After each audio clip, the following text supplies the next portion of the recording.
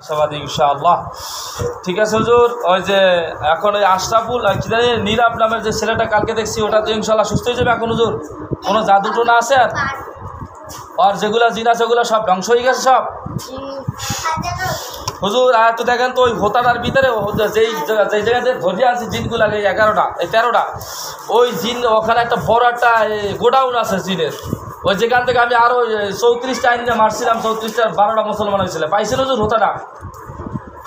ওখান থেকে আর একটা রুগীকে ডিস্টার্ব করতে আছে, সেটা হইলো যে রুগীর বাপের নাম হয়েছে যে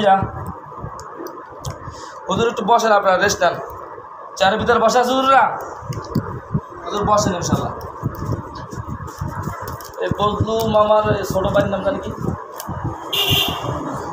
বজলু মামার, এই বজলু মামার ছোটো ভাইয়ের নাম কবির মের্দা।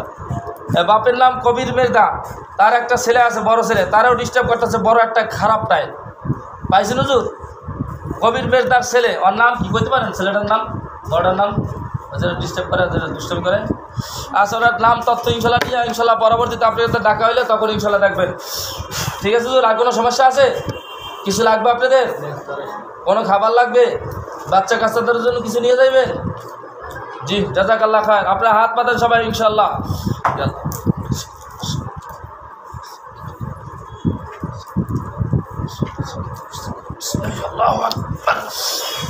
সবার হাতে ব্যাগ গেছে হুজুর? এই ব্যাগের ভিতরে খাবার আছে, বাচ্চা কাচ্চা নিয়ে সব খাইবেন ইনশাল্লাহ।